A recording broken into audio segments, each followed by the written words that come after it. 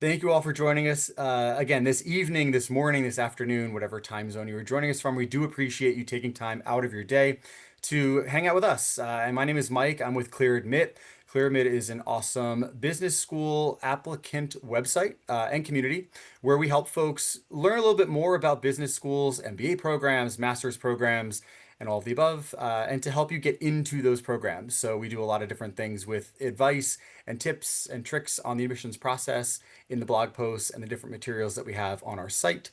And we also put on a lot of different events. And tonight's event, at least tonight, my time, is a fun one for me. We love doing these events. It is with current and former MBA students at top business schools. Actually, all over the globe tonight, because we do have a representative joining us who went to school at INSEAD. So, really top business schools. And what we like to do with these events is really just connect the dots between, where students started in the process, where some of our attendees tonight probably are sitting right now. And we just joked in our little meeting before we started where some of you may be kind of just really early, just thinking about, is an MBA program really worth it for me? Others of you may be finishing up your final touches on a round two application. And there may be some that are like waiting on pins and needles to hear back for interview invites. And we're hoping to cover a lot of topics that can help you no matter what stage of the process that you're at. So again, thanks for joining us. And we'll cover a lot of really good questions that we get commonly asked on our website.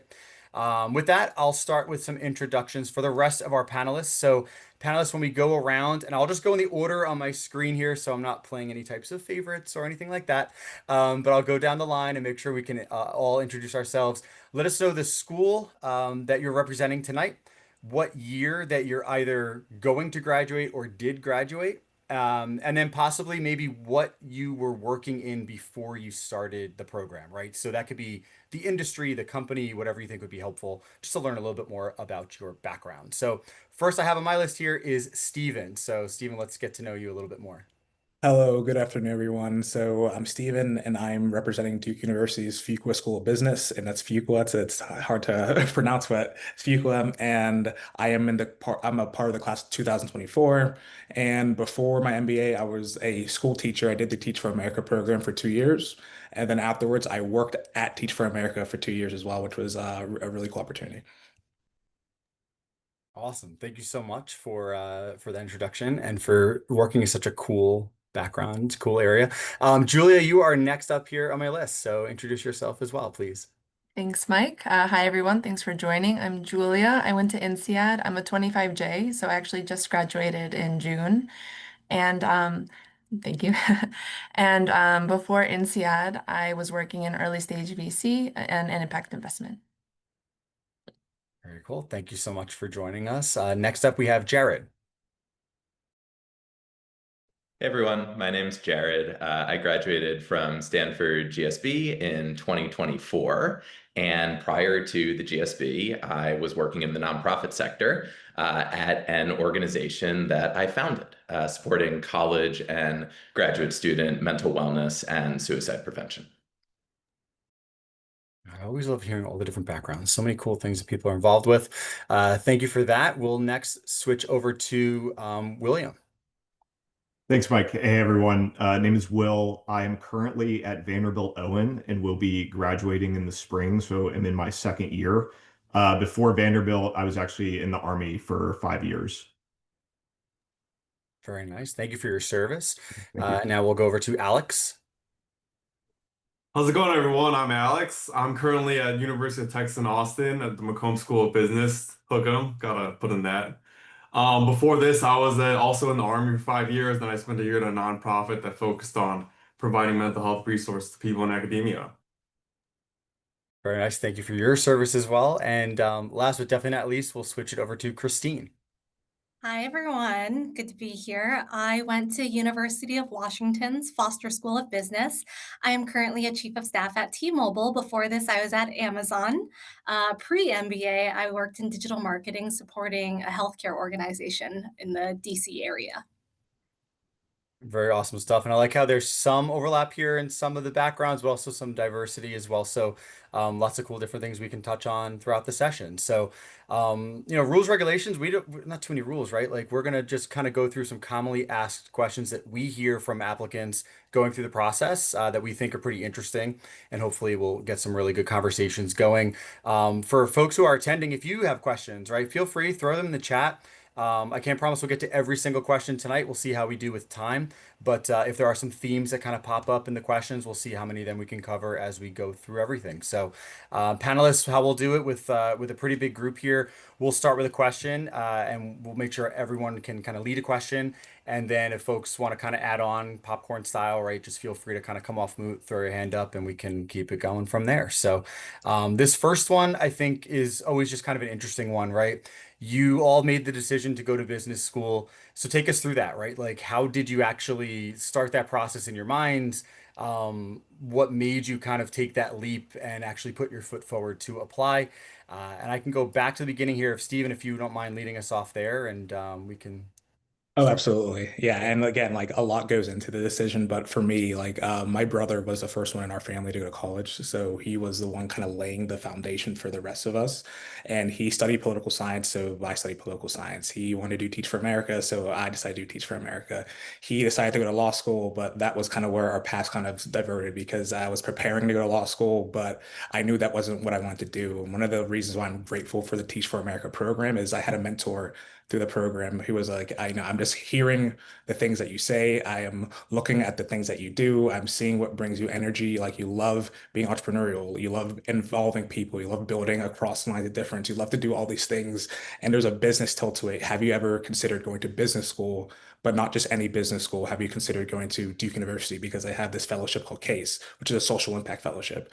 And I was like, oh no, I never thought about it in my life. But then talked to a few people. I visited campus and then I talked to someone in admissions and I was like, yep, this is the right thing for me. And I knew I wanted to go to business school, but I think all along I knew I wanted to go to Duke. So my long story short, a mentor kind of discovered that there was something that I was better suited to do. And at that point, it seemed kind of plausible and it sounded very real. And I knew that I wanted to pursue it at all costs. So I just went all in and I probably the best decision I've ever made. I love that. And so, amongst our panelists, right? So, the story there kind of coming from like a mentorship, or I'll even expand that into maybe it could be, someone at your workplace that may have kind of pushed you in that direction. Does anybody else have a similar kind of journey through this process where it started with somebody else who kind of maybe nudged you a little further into the process than you originally thought you'd do yourself? No hands up. Okay, cool. So I've got one. yeah, okay, go ahead, Alex. Yeah. Yeah, so for me, it was my best friend. I'd gone to kind of felt stuck in my life, and she was like, "Alec, you should consider business school. I think like you have the right character for it. It seems to fill in all the gaps that you think you're missing when it comes to leading large organizations and being an effective leader." And it took a couple months before I like internalized it and realized like, okay, she was right. Like I think not only would it be good for me, but I'd have a lot of fun. It'd be a great chance to like meet new friends and like kind of re-energize my life. And so, it wasn't like a professional thing. It was more like just a personal friend being like, hey, like, I think you need to shake your life up a little bit, and this would be a good way. And business school, like, has been that for me. And so I'm so grateful that, she was able to like push me in that direction. Maybe hopefully that answers your question. Yeah, no, absolutely. I mean, I think it's funny how sometimes the people that we meet, right, they you think you're on a journey yourself and you think you're gonna get places and do things on your own, and then you kind of hear somebody bring up an idea and you're like, wait a second. I didn't really think of that. I didn't think of seeing myself in an MBA classroom, right, and what that would do for you. So yeah, sometimes it's nice to kind of get a push from outside of yourself, but who else has a different background of how they got started in this process? Yeah, Julia, go ahead. Yeah, I could say that the itch for me came from wanting more or even just being like unhappy maybe at my job. Because I mean, I bet other people can relate to this, but there were parts of my job that I loved, and then parts of my job that I felt like I was getting super burnt out. And then also just thinking like, where is my career going to go in 5 years, 10 years? Not like I have all the answers to all of that now, but I think a big part of it was just look at my background before going to an MBA is also I studied business and finance. So I was thinking like, what should I do? Should I go for a CFA? Should I study more? Like Uh, and so actually my journey for going for an MBA took many years because the first time the seed was planted, it was at one job. I ended up actually going to another job that I loved, and I stayed there for 3.5 years. But then again, kind of that itch came where it's like I was growing, but then I felt like I wanted to grow even more. Or I started to see positions at other jobs or thinking, hey, what if I start my own fund one day? Or like, what if I start my own company? Or what if I want to join this other fund? And I started noticing a lot of people had MBAs. And I was like, I think this could be a really great tool to like meet a lot of really great people, just kind of have some time to focus on myself and kind of figure out what I want to do next and kind of help me with validation and like credentials. So it was a little bit different than your guys' stories, but honestly, I got so much more out of the MBA than I thought I would. And that's like why I love to join these kinds of panels and talk about it too, because it was such a great experience. Yeah, I love that. So yeah, a little bit of that kind of just, I need something new, and that's good too. And so anybody else have one of those kind of stories where it's like you just kind of felt stuck or felt trapped almost and felt like this could be a nice like reset button in a way, right? You can kind of start over again and do something different. And to Julia's point, like it's not even a complete career switch, right? It's more just like, hey, I just want to kind of pivot slightly and just, get out of my rut. Christina, I see your hand up. Yeah, definitely. Because I was in a digital marketing role, and like my managers had started tasking me to lead broader projects and make strategic recommendations for our C suite. And I feel like I would come into those meetings and have like a very strong point of view, and then they'd be like, no, we don't agree. And I feel like I would just had a hard time articulating why I thought this was a good recommendation or even understanding their point of view. And so I just felt like I really needed a way to learn more about what I didn't know. And I feel like you can Google, right? Anyone can Google or ask ChatGPT, but unless you have like the right like, I feel like I'm dating myself, but that movie I, Robot, where there's that quote like, "Oh, to get the right answers, you must ask the right questions." And I feel like when you're prompting with ChatGPT, if you don't even or even doing a Google search, if you don't know what right questions to ask, you're not gonna get good results. And so I felt like I needed to get my MBA, learn all that I didn't know, so that I could then have, as a starting point, begin to have an intelligent conversation with my leadership. And of course, at some level, there's that family pressure of like, hey, why aren't you achieving more in your career? We came from Asia and brought you to America to like make sure you could have a good success story. Grandpa never graduated from sixth grade. You need to do better. And so there was, yes, for sure, some element of that driving, but also for me, like my curiosity, I wanted to know more about what I didn't know so that I could propel my own growth further. I love that. I mean, and that's a real thing, right? I mean, that pressure from family, culturally or not, I mean, that's absolutely something that happens. And for you to have that drive as well within yourself to continue down that path, that's awesome. Anybody else want to share on this topic, or we can go to the next question? I just want to make sure I don't leave anybody out who wants to jump in. Yeah, Jared, go ahead. Yeah, thanks so much, Mike. So for me, as I mentioned in my introduction, I was leading my nonprofit organization. But to relate to something that Stephen said, I had studied political science in college. I studied political science, essentially minored in Spanish, and I had experience with business courses in one sense or another. But a number of people in my life had said to me, don't you think it would be helpful at the right time to go to business school where you can learn from brilliant minds, professors, students, so on and so forth, about how to run a business? And there's so much more on top of that would be available to you, and hopefully you could contribute to the community as well. And so at what I determined was the right time, with the support of my board, I applied to business school, and perhaps again in a similar way to how Stephen was talking about Duke, looking at the GSB with their Center for Social Innovation and their Center for Entrepreneurial Studies having initiated an entrepreneurial venture, right, in the social innovation space. I figured for me, no better place to go than the GSB. And so, I wanted to go to the GSB. I was so fortunate to get accepted to the GSB. And now, I'm filled with excitement to be sharing with all of you. So that's a little bit about my journey. I love that. That's awesome.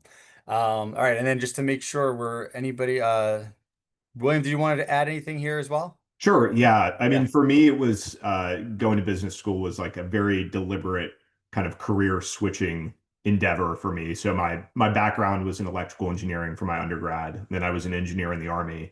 But as I made that decision that, hey, for me and my family, it's time for us to transition out of the military, I realized that I felt very far removed from that engineering background and wasn't sure that it was kind of something that I wanted to go back to grad school for.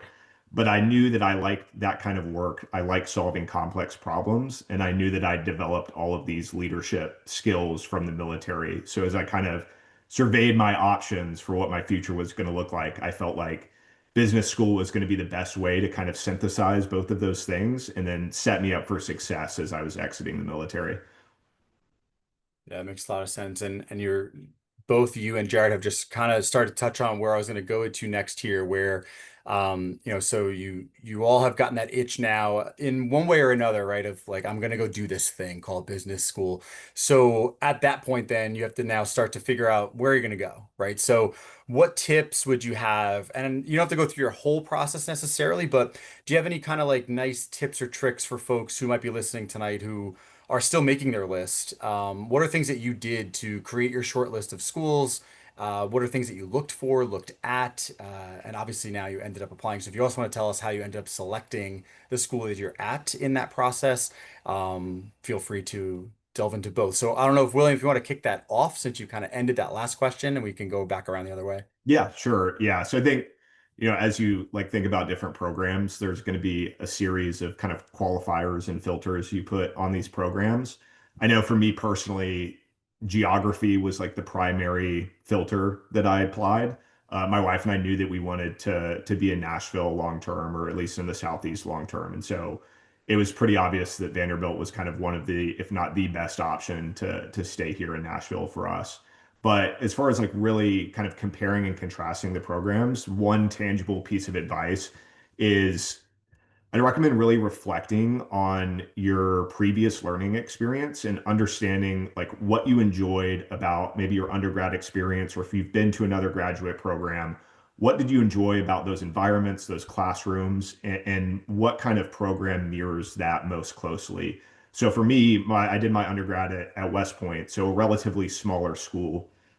My undergraduate or my degree program had, I think, 25 people in it. So very small classrooms, tons of access to professors.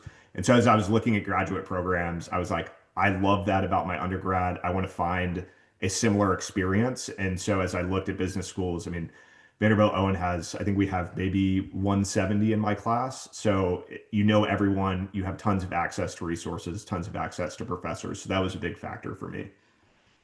I mean, that's amazing. Like it's like it checked all the boxes, right? I mean, and you Right. had not that you had a large list, but it sounds like the ones you needed the most, it checked everything you needed. That's awesome. Yeah. Anybody, so Jared, you want to continue here? We'll go back. We'll snake draft this thing. We'll go the other way now. Sure. So, I already mentioned the Center for Entrepreneurial Studies and the Center for Social Innovation at GSB. Also looking at the academic curriculum, I felt that GSB, would best equip me with what I needed to effectively lead my organization, whether, as CEO from the board, whatever it might be.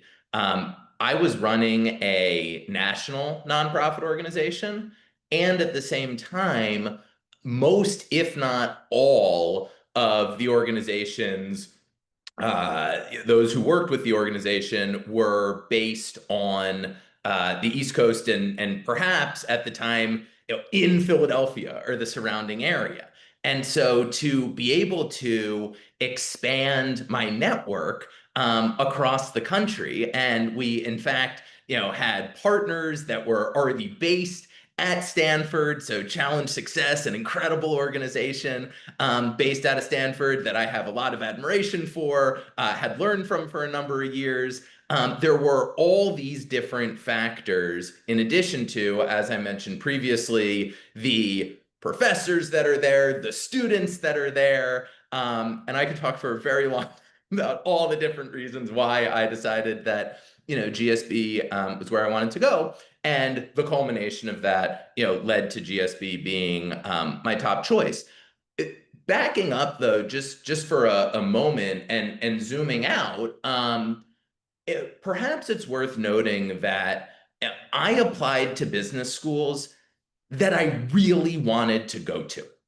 And I had the I guess privilege would likely be the right word of going, if I don't get in, I'll apply again.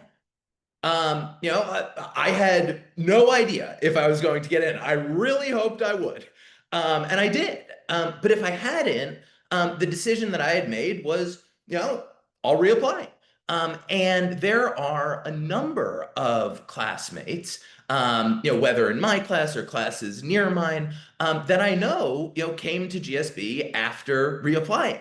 And they have a smile on their face like I do when they talk about that decision to reapply and come to GSB. And so again, perhaps there's some wisdom, perhaps not, but perhaps there's some in this is where I really wanted to go, so that's where I'm going to apply. Those schools, and then we'll see if I get in.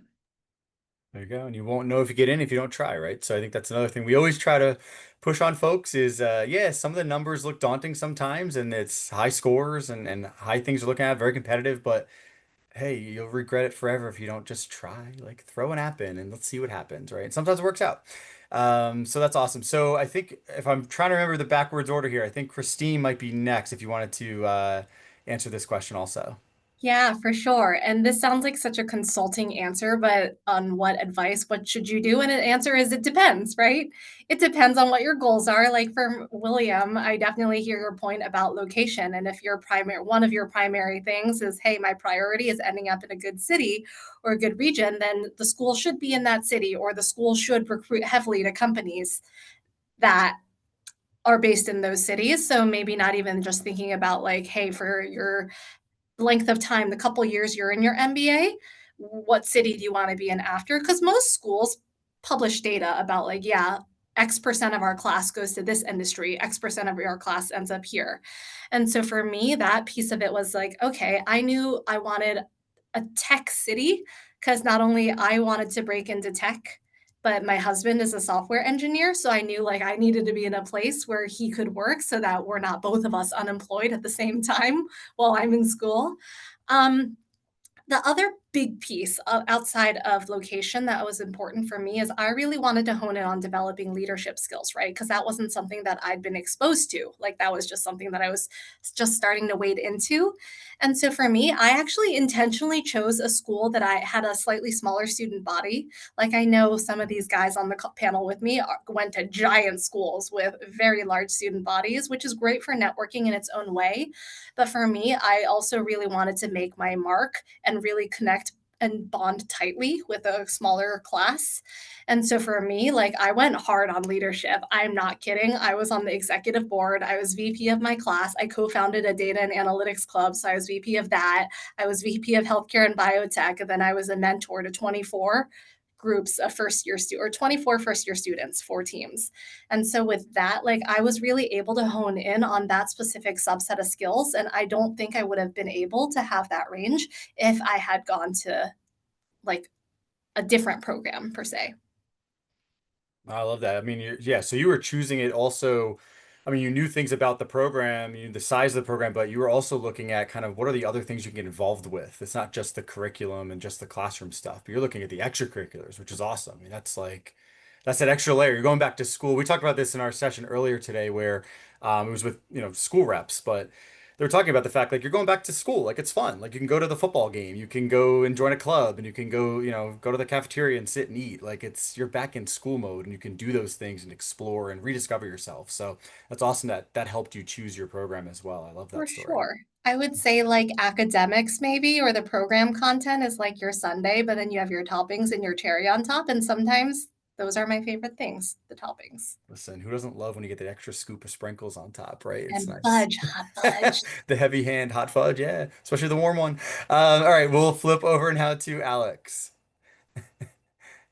Yeah, so my biggest motivation for applying to UT was that I was already living in Austin and I didn't feel like moving. And so I'm like, hey, if I get into this school, that's probably my top choice.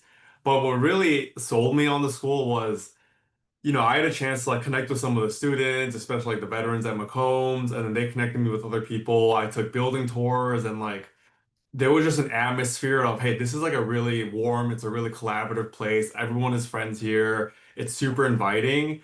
And coming from the army where like it's very team based, it feels like a cohesive culture. I wanted to find a place where I could find that culture again. And so for me, like that was the deciding factor is like I really feel like I fit in here. I really feel like people are welcoming. I feel like if I come here, it's not going to be this like cutthroat competitive atmosphere. It's going to be this like, hey, we're all working together. We're all on like one team. We're all like here to, to get jobs, but like also have fun. Right. And like that was the vibe that I had when I got to UT and, you know, great academics, like great job outcomes. But at the end of the day, it was really about the people at McCombs that I really was sold to, you know. Yeah, you spent a lot of time with those people in your cohort, so it'd be nice to make friends and enjoy those folks. Long hours, and yeah, that's awesome that you found that.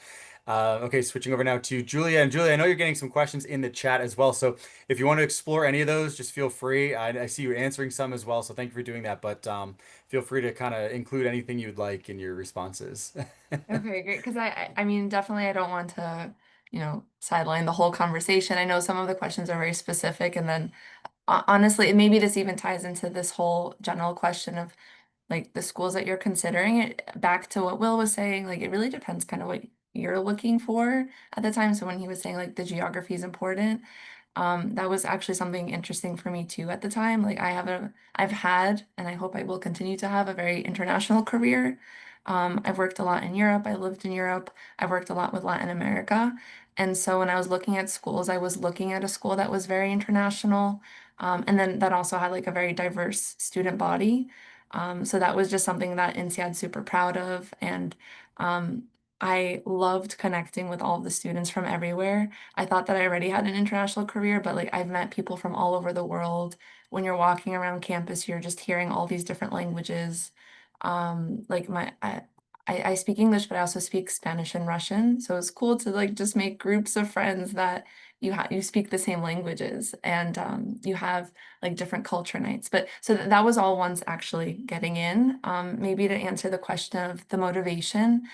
Um, I think for me, like already having the business background, I was just really looking to connect with cool people. Like I think with business, it does come down to like who are you working with? Who's in it, I don't want it to sound so transactional as who's in your network because like you end up making friends with so many people and these are folks that you can call in the middle of the night or like, call when you're having a breakdown because things aren't working well. And like, really, they'll sit with you and brainstorm, like, how do you work through this? And like, you're having people coming in with different perspectives and really smart folks who have maybe gone through similar things.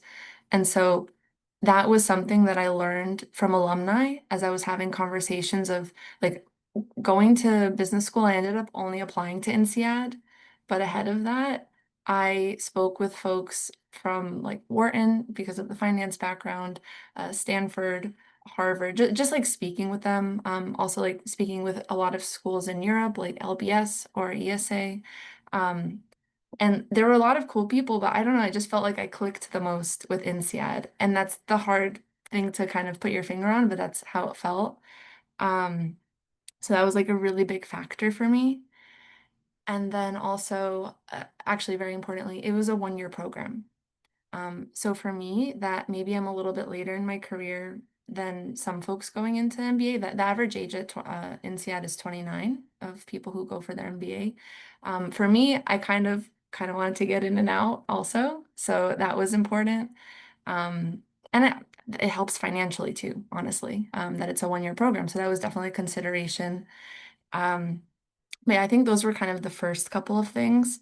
And then to Christine's point, like Christine, when you were talking, I was just like nodding my head because I mean, I think a lot of these schools have a lot of really cool extracurricular stuff going on. And INSEAD, for example, they have so many initiatives for entrepreneurship and for investment. Like they have a student impact investment fund. They have the private equity and venture capital club.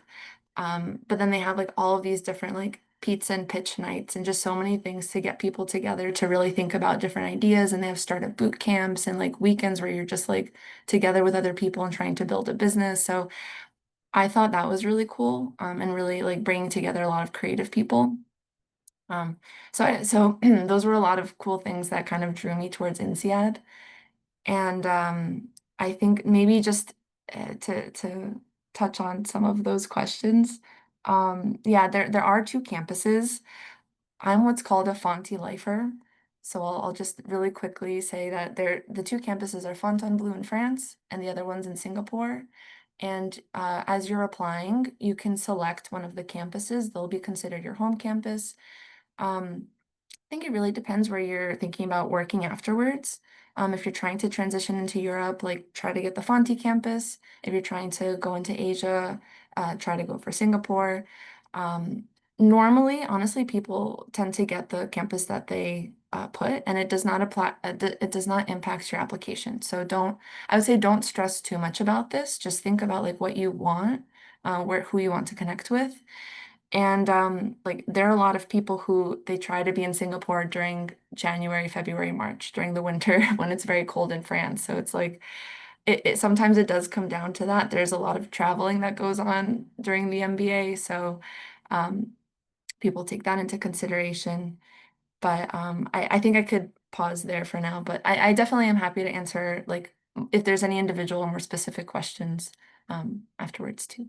Awesome. Yeah, no, thank you for touching on that. And it does fit. I mean, I think it's like part of that fit and experience. And the fact that INSEAD has multiple campuses, that could be another reason to select that program. So I think that Yeah. fits in perfectly there. Stephen, take us down to Fuqua. I'm still trying to make sure I say it correctly, but I think I got pretty close Yeah, there. yeah, you got pretty Not too good. bad, right? Okay, so take us down there and let us know, how did you shortlist it? How did it end up as your top choice? Yeah, absolutely. And I guess I'll just like put the advice up front just so like it doesn't get lost in the story. But like definitely do your due diligence, like meet the people, like because at the end of the day, like these are not just gonna be your classmates, they're gonna be like your best friends, people you do stuff with, people you go to weddings to with, rather people you marry, people who will call your kids, niece and nephew, and they'll call you uncle and auntie. Like it makes a lot more sense to understand who is there. So you talk to them and see if you really like them. And so reach out to them on LinkedIn, on all the emails to make sure that like you're having conversations and you're having real conversations about what you actually want. And you'll see if that's someone that you want to make a lifelong friend. So that's the first thing. And I know Will mentioned about like problem solving. And like one of the things that like if you love problem solving, like you could create a 1 billion-dollar company. You could lead a company. You can go to the stars. You can cure disease. If you meet other people who can help you problem solve around really complicated problems, it can change the world. It can change how people do stuff. And I know personally, me from my experience, like I played college football. Like I was in a program called Teach for America where it was incredibly team oriented. It was community oriented. Like we had each other's backs, and to be able to have someone's back, they have to know you on a deeper, more intimate level. It can't be transactional. If they know where your heart and where your soul is at, like they'll be there for you. They'll help you with stuff. They can help you build. And of course, like I mentioned, like if you fall in love with problem solving, you could actually make a difference. So I knew I wanted to go to the place where I can be on a team of problem solvers who really care about me and are invested in the things that matter to me and will work with me to go get it. They will introduce me to someone who could help me facilitate it. They can tell me where the blind spots are and what I should consider. They can tell me all the things that actually happens in the spaces that I want to go and be impactful. And I had to understand that even if there was a school I like, maybe just because of where it's ranked, if I can't show up and be myself, I won't even get anything out of it. So because I'll just be saying I'm just happy to be here. But one of the things that a place like Fuqua allowed me to understand is that, like, people are there for me. They're not judging me, and like they actually have some like real admiration of like my experience, and they can see my experience as a teacher being leveraged to do something that they're doing over here. And it just made me more confident to step in and get the most out of my MBA, knowing that, like, I did, my homework. I talked to a lot of people, like, like we kept in touch. We went to all the on-campus visits. We really, people were excited for me when I got in, and like, people were asking if they need help if when I move in, like there was already all the, oh, congratulations, oh, blah, blah, blah, like let me send this bottle of champagne to your doorstep. Like I felt like I already belonged there, and I knew that whatever it is I want to do as a career, like if I can meet another problem solver, another really sharp person that I can be myself with, and if there's a school that helps facilitate that more so than others, because of course like at Fuqua we have the teams, we do the core, we do all this, we do camp out, we live in Durham together, and we're the biggest show on in Durham because, like, it's a small school in a pretty small city. So, like, like we're just always there. And I knew that, like, oh, this is the type of environment I want to be in, rather, because I just feel like, I'll get the most out of it. And as my career takes shape, I want these people to be around me all the time. So yeah. Yeah, it's great. It's nice to hear, again, we have, 6 different people speaking, and it's like some overlap in the stories, some very different things in the stories, but like you're all in great schools and you all seem to be doing pretty well. So I think it all works out, right? So it's nice to kind of self-reflect, look into what is important to you. I'll use the dirty word rankings because that's a question we get a lot is like, do I use the rankings and only use the rankings? And this, none of those stories would show up in a rankings. At least I don't think so. I've never heard of a rankings that goes off of like I needed to stay in a certain city, or I wanted to make sure I had all the clubs that I liked, or I wanted to make sure I met cool people in the program. And like that's not showing up in US News, right? So I think what's important is to like find these types of stories that you just heard within yourself of like what's important to you in a program for the next 1 or 2 years. Thank you, Julia, for reminding me of INSEAD's 1 year program. And really like self-reflect and find those programs that fit what you're looking for. I think you hear that fit word in admissions, that admissions is looking for who fits them, but you have to fit the program from your perspective too, right? So the fit kind of goes both ways.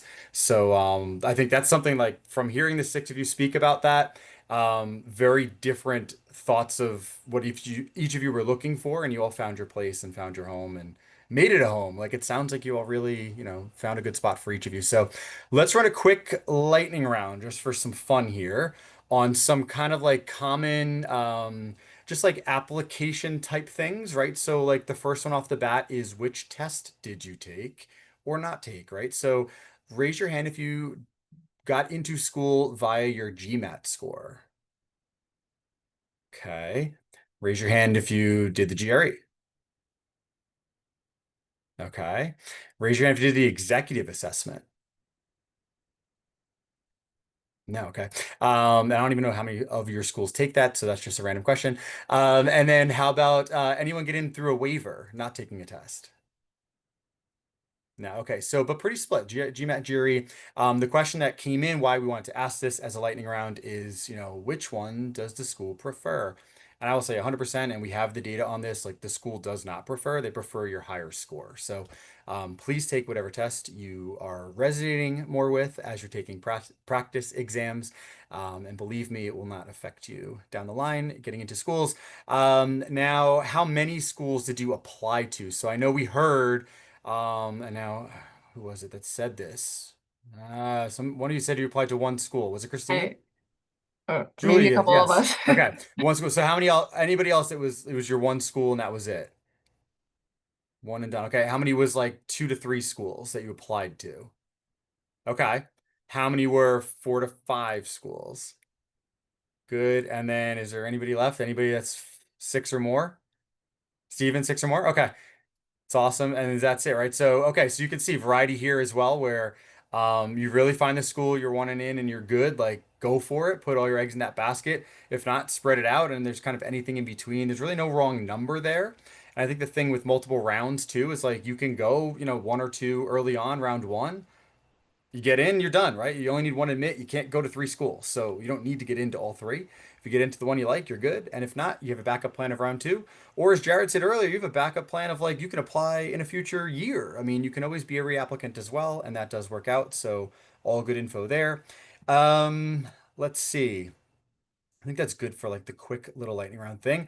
One other application process thing, and then we'll do another round through where you can all just tell us like how awesome your program is. But one other application related thing we get questions on is what's your like big tip or trick that you have now, right? So you went through the application process. It could have been easy for you. It could have been difficult for you. You know, maybe that's something you can touch on as well. But what's one tip that like you wish you knew if you were sitting in these folks' shoes? You know, maybe it's a year ago, a year and a half ago, or you know, before you got in, I guess, year and a half before you got in. Like, what's that tip or trick that you can tell folks about the admissions process? And who wants to kick And this one yeah, off? I Yeah, I can get this one off first, and yeah. I'll keep this one short. And like I think the only tip or trick I have is like I already said it to network, but also like bring your genuine interest to the table because what the school is really trying to do when you're networking with them is to see if they can help you out or not. And sometimes like you may think you want to go to a school, but they really don't have what you want, right? So you have to be able to be like, oh, like don't just say, oh, I want to go into tech just because you want to go to Berkeley or or don't just say you want to go start a company just because you want to go to GSB or anything like that. Just be like, hey, this is what I want. Like, are there like where are the clubs or who are the professors? Like, like what's the vibe? And then you actually get to clarify your own goals more, which is what admissions want to see. Because once they actually know that, like, oh, we do have things that can help you out, and here are the people you can talk to, and here are the courses that you could take, and here are all the clubs you can join, then you start to bring in that insight from the people that you've heard from and the programs that are offered to your specific interests. You start to read up on it and you start to actually build a coherent story behind it, and like actually help you identify your core why a little bit better. So I think just like bring a little bit of candor to that beginning process, but and you'll figure that out from talking to people. Yeah, and it's hard, right? It's hard to kind of like open up and put yourself out there in an application. So it is a difficult thing to do for folks, but yeah, once you get into it and once you feel a little more comfortable, it does get easier. And talking to people could definitely help. Who wants to go next on this one? It doesn't have to go in order. Yeah, Will, go ahead. Yeah, I guess I'll echo Stephen's point. I think like what's really valuable is understanding what your story is, and I think that goes to kind of the why, like why are you interested in this program? But you don't have to have it all figured out, but like you should kind of understand how does the decision you're making with business school and which business school you're applying to kind of like fit into the story of like, okay, I was doing this and I made this decision for this reason, and then I made this decision for this reason, and now here I am, and this is why I'm interested in business school, and this is what I want to do after. And understanding what that story is and starting to be able to tell it, I think is super valuable. And it'll also do you a lot of good as you start to recruit for internships in your first year. Yeah, great advice also. Yeah, connecting those dots, right? Oh, two hands at once. Oh my gosh, don't make me choose. Jared, I saw yours first technically, so I'll go with you. All Alex, right, thank you go you. next, Alex. Speaking of two hands, I was a little early to raise my hand before. I applied to four schools, not two to three. So just for anybody keeping track of how many people applied to the different schools. Um, One tip that I heard maybe a couple weeks ago, I was speaking to somebody who's applying, is they planned out their schedule so that they submit their application a week before the actual deadline. And I think if one's able to do that, that can help to relieve stress. It also may help in terms of application review. If you're a week out, you might be able to sit down and spend some time reviewing what you've done that maybe you otherwise weren't able to do. So heard that tip a couple weeks ago and figure it's worth passing along. Yeah, I love that. Yeah, I mean the deadline's there. I know everyone. I mean, I'm somebody too. I'll wait till the last day. But let's say you submit something wrong or you want to correct something or even that stuff. It's easier to be a little ahead of time. I know I always see on the deadline days too on it's our forum sometimes it'll be like, what time of today is the application due? And it's like if you're asking that question, you're probably a little late. Like maybe you should have done it yesterday. So yeah, that's great advice. I like that. Give yourself that extra time. Alex, I think I said you were next, so pop on. Yeah, going back to the storytelling aspect, I heard that there are like three questions plus a bonus fourth one that you want to answer in your application, and you want it to be as clear as possible. And those questions are, what's your value proposition? What are you good at right now? Where do you want to be right out of business school? And be very specific about like what industry, what function, if there's a company that's even better, like you're targeting, just to build that story. And then how is the business school specifically going to get you there, right? What clubs, what classes, what kind of, organizations they have, structures they have are going to bridge that gap. And then optionally, if you can find a place to put it, it's like, what's your why, right? What's driving you? What's like the dream? And I think if you can answer those four questions clearly throughout your essays, throughout your interviews, you're gonna have like a great chance at putting yourself out there. And like people talk a lot about standing out on your application. I think the best way to stand out on your application is have a lot of clarity about why you want to go to business school and what value it has for you. Like you don't need to be like the star person if you have this like great proposition of why this is valuable to you. So that's the advice I have. Love it. Yeah, be the star that you are. Julia, go ahead. And then Christine, I'll see you next. So I'll just add to what other folks have been saying. I think maybe this is a bit more of the tactical behind it. So I do struggle with that first draft. Like I have never been a great writer. I need help. So honestly, what someone suggested to me, and I thought this was a great idea, was take a glass of wine, take a transcriber like otter.ai or any of these things and just talk to it. And like to Alex's point, I think it's really important to include your why. I know for INSEAD specifically, people that I mean, this I think is a big tip. People who review your application, they have a filter question of, how will I feel if I get stuck in an airport with this person? Are they interesting enough? But I think so. Be yourself, really have a clear answer to your why, even if you don't have everything figured out, just some of the reasons really why you're applying. And then I would also say, I think overall, yeah, just make sure that you're actually answering the question. I think sometimes you get really lost and you're not answering the actual question that they're asking, and you go through all these revisions, but at the end you're not really getting to the point. So make sure that you're getting to the point, you're answering what they're asking. If you need a little bit of help, use a transcriber and then put it through ChatGPT for that first version. And then maybe like the last piece of advice is I really had a lot of friends look at my essays. So you don't need to be a one-person army. There are other folks who can like take a look, who have maybe gone through an MBA. Maybe there are even alumni that you're a bit closer to, and you could ask them to take a look at some of your essays. Um, I when I was applying, I didn't realize that it really was a holistic approach. I didn't have the highest GMAT score. I took GMAT, but I also get really nervous while I'm taking tests. So I had an okay score, and that's why I wanted to kill it on my essays, and so I put a lot more effort there, and I think my personality shown through more there. So I hope that helps. Yeah, great advice. Yeah, holistic as well. And then I think one extra addition to the thing with have friends read your essays. I've also heard the tip of like have them read the essay, but don't tell them the prompt and have them like let you know like this is what I think you were writing about and see if you got there. So to your point of like making sure you're answering the question and getting back to what you're supposed to write about, that's that extra little thing you can do also is kind of say like, hey, what would you think this is about? What's my subject here?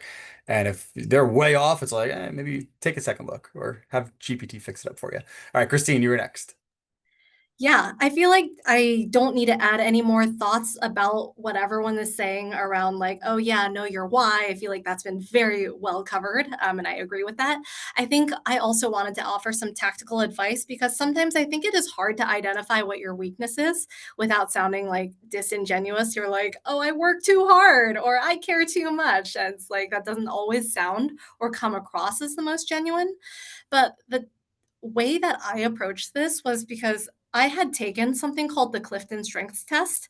And so, a very high level explanation, it is like kind of like a career personality test. And like it'll highlight your archetypes on what your top strengths are. It's called the Strengths Finder. And so one of my top strengths was called maximizer, but it not only says, okay, this is your strength, like for maximizer specifically, it means that you're driven to produce the best possible output, whether for yourself or for your team. But it also offers a balanced viewpoint. Like oh, because you are so driven to like this ideal of whatever success that you have in your head, sometimes it can make you put you into a position where other stakeholders find you rigid or you're not flexible or compromising because you point out flaws in other people. And so you really need to know how to balance that. So there are all these sort of different strengths in Clifton Strengths Finder. And I found that test to be a really helpful place, not only to know my strengths and my value, but also opportunity and growth areas. One other piece of advice I would add is to keep in mind that this MBA application process is not a sprint, right? It's a marathon. Like you have to take your tests, you have to write your essays. Most of our programs have interviews, I believe. And then, like everyone said, like there's a lot of networking involved. So, like, kind of be genuine to everyone. I've had a couple chats with just various people that are involved in like faculty and program and admissions, and they check that you're a consistent human in every interaction you have. If you show up at a recruiting event, like they'll probably note you. If you talk to a student ambassador, there are definitely ways that feedback gets trickled back to admissions. So I would definitely encourage you to just show up as a transparent, authentic human being and be consistent in the story you're telling about what type of person you want to grow to be in the program.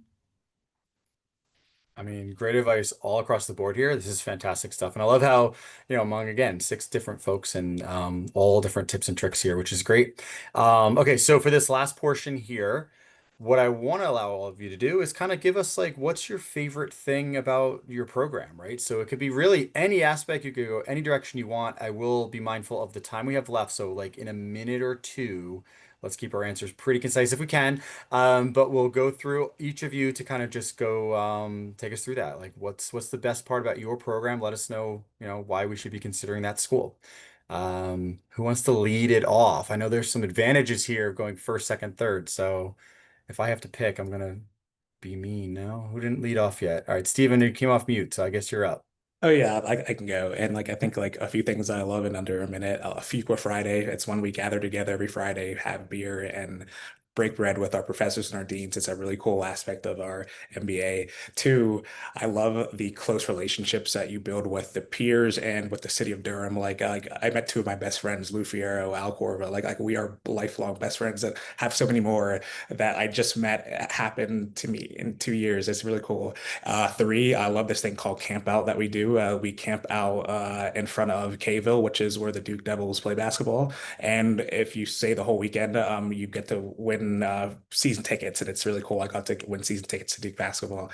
And the last thing I'll say I love is the professors. Like I met a lot of great professors and great like leaders of centers, like the K Center, which is our social impact hub. Aaron Worsham is the best person ever. Like had a lot of great relationships with my professors. Go to their house, drink some wine, they'll make you dinner. You talk about really interesting stuff, and I think that is very unique to a school like Fuqua that you can call up your professor or have a beer with your dean. And I think that's just like the coolest thing ever. So yeah. Yeah, they really do. I mean, they say Team Fuku all the time, but I know it was like you're like hanging out at people's houses. That's awesome. Okay, Alex, I saw your hand pop up also. Yeah. You know, the two best things have been the people at UT Austin have just been so generous and great. And also Austin as a city is so much fun. I'm gonna make a claim here, you guys can disagree with me, but I think UT Austin and McCombs is the most fun NBA program in the top 20. So that's my pitch. If you want to have fun, come to McCombs. If you don't want to have fun and you want to stress out about jobs, go to other places. I love it. Alex just putting all the chips in the middle of the table. I like that kind of stuff. All right, Julia, go ahead. I would say that we had a lot of fun at INSEAD Here we too. go. But it depends on your personality. But I would just say the one takeaway for me is it's a 1 year program, so it's very intense. It really forced me to prioritize, and it sounds really cheesy, but it really forced me to level up. And I feel like more confident in myself after the program. I feel like I had a lot of opportunities to also lead, take leadership, meet a lot of people, figure out tough situations. And so that's amazing. I think that's what MBAs are about. So Awesome. I love that. Um, oh man, I'm gonna have to pick somebody. Here we go, Jared. Thank you. Um, I continue to be blown away by how the students at GSB, the professors, those connected with GSB, those at Stanford more broadly, have gone above and beyond time and again, so out of their way to see me, to help me, to show up. Um, it's it's incredible. And so, when I was on campus, I would walk around and the people were so nice. They were so smart and they were so generous across the board. And so, I only went to one business school, so I can only talk about my experience there. But for those of you who want to smile all day long because you're surrounded by people that are so nice and so caring and just want to help, that was my experience at GSB. GSB changed my life. There are a couple incredible decisions that I made in my life. One was proposing to my now wife. Another was attending GSB. So, yeah. I love that. Two big commitments. I mean, they're both up there. Yeah. Okay, Will or Christine, who wants to? There you go. Will, you're up. And Christine, you're gonna bring us home. Yeah, I'll highlight two things for Vanderbilt. One, the city. It's an incredibly exciting time to live in Nashville. We've got Oracle coming here. There's been tons of growth in the city. It's also a really exciting time to go to Vanderbilt because we finally have a good football team.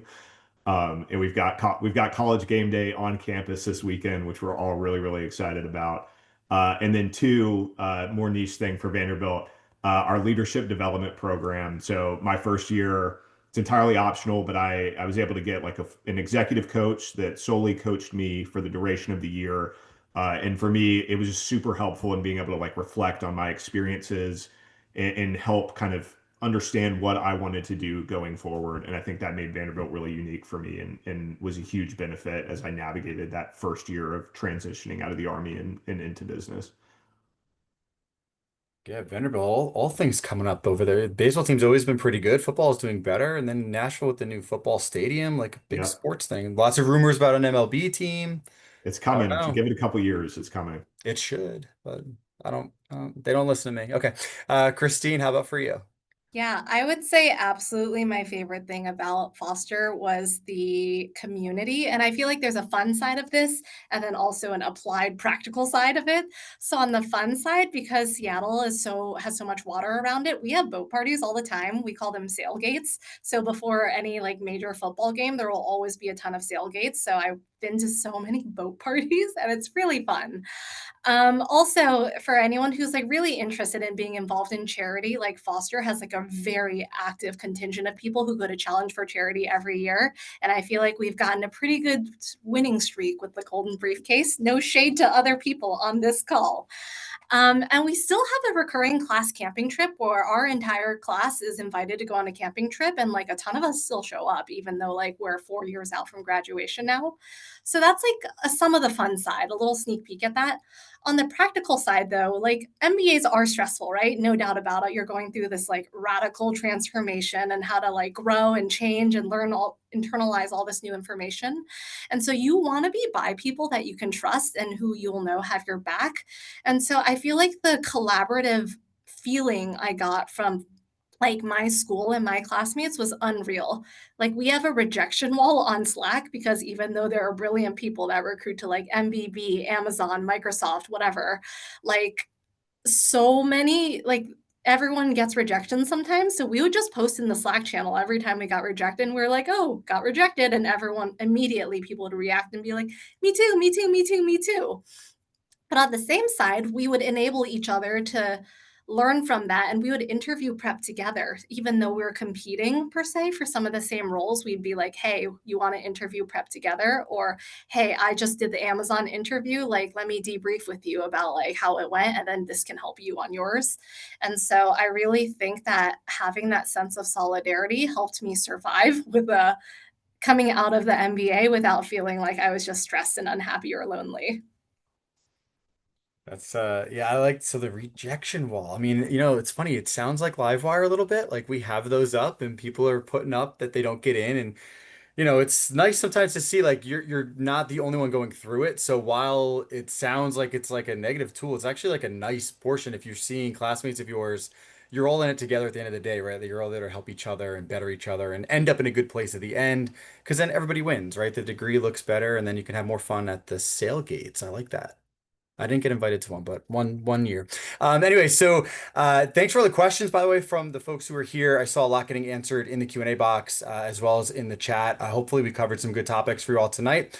I know we're a little slightly over time, but the one other question that did come in, and this doesn't have to be an answer from everybody, but we had a couple folks asking how they can get in touch with each of you as panelists. So if there is a way for folks to do that, and if you're okay with folks doing that, let them know how they can do that. So I'll give you a minute or two if you want to put a link to something or an email address or say something out loud of how you may be able to connect with folks who are joining our session tonight. And other than that, I do want to thank all of you for both for attendees who joined us tonight to listen to this session, and for all of our panelists for taking some extra time out of your days and nights to join us and talk about these topics. Hopefully, it's these types of events that can inspire some folks to put their best foot forward and apply.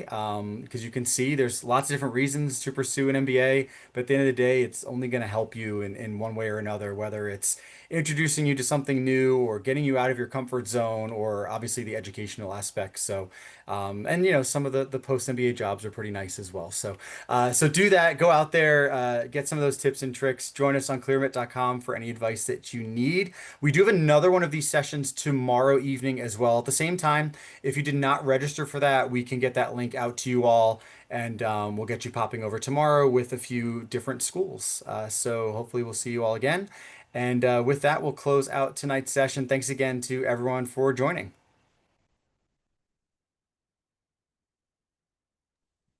Thanks all.